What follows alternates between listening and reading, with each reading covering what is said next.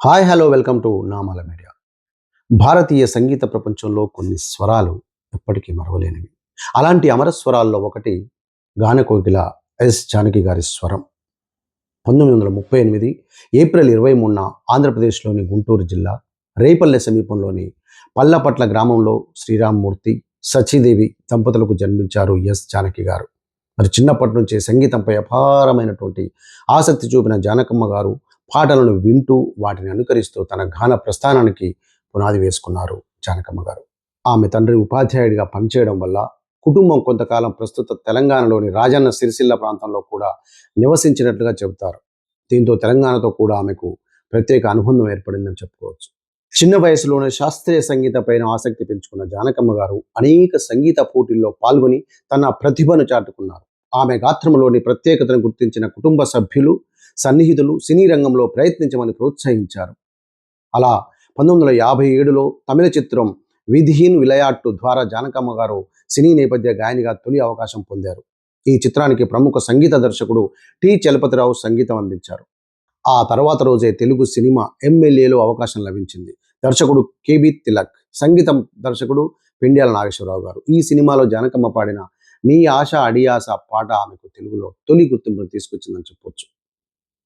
అక్కడి నుంచి ప్రారంభమైన ఆమె ప్రయాణం 6 దశాబ్దాలకు పైగా కొనసాగుతూ వచ్చింది.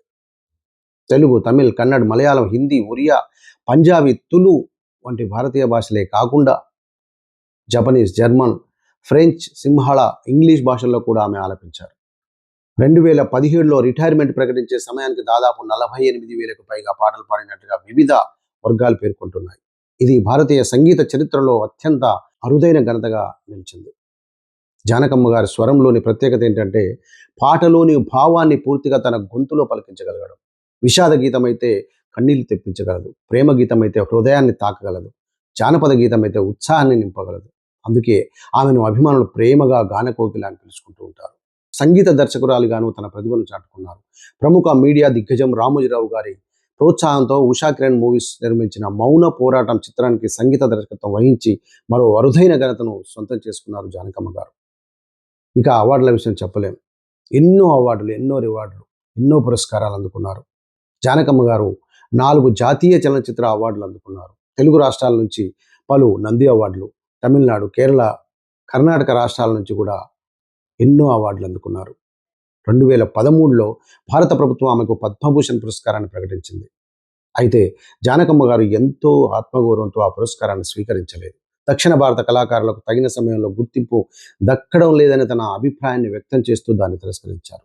అంటే కేవలం అవార్డును తిరస్కరించడం కాదు, తన కళపై ఉన్న విశ్వాసం, తన సాధనపై ఉన్న గౌరవం తన వ్యక్తిత్వానికి నిదర్శనం అని చెప్పుకోవచ్చు.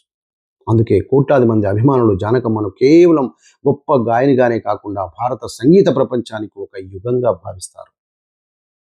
ఆమె పాడిన పాటలు ఎప్పటికీ చావవు. ఆమె స్వరం ఎప్పటికీ మసకబారదు. ఎందుకంటే సంగీతం ఉన్నంతకాలం జానకమ్మ పేరు స్థిరస్థాయిగా నిలిచి ఉంటుంది. కాన కోకిల భారత సంగీత సరస్వతి జానకి గారికి నామాల మీడియా తరఫున ఘన నివాళులు అర్పిస్తున్నాము.